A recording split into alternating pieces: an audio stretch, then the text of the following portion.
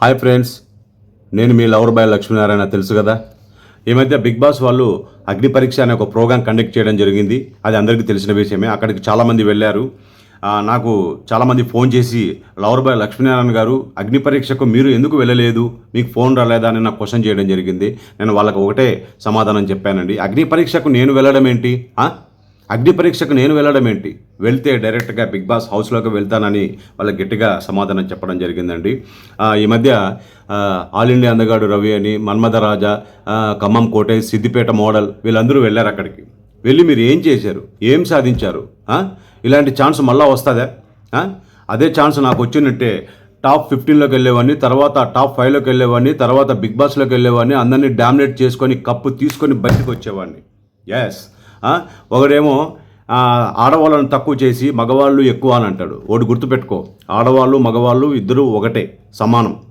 ఆడవాళ్ళు మగవాళ్ళు ఇద్దరు సమానమని గుర్తుపెట్టుకో. ఇలా తప్పుడుగా మాట్లాడితే వాళ్ళు 3 సింబల్, రెడ్ సింబల్ చూపించేసి రిజెక్ట్ చేస్తారు.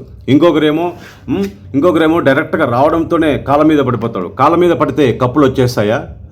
మన కాళ్ళ మీద మనం కాళ్ళు వేసుకొని ఉండాలి, కానీ ఒకరి కాళ్ళ మీద పడితే కప్పులు వస్తాయి చెప్పండి? ఇంకొకరేమో స్టేజ్ ఎక్కగానే తడబడతాడు. అలా తడబడడం కాదు, గుర్తుపెట్టుకోండి బ్రదర్, గుర్తుపెట్టుకోండి. ఇప్పుడు మహేష్ బాబు గారి వాయిస్ మిమిక్రీ చేయబోతున్నాను, చూడండి.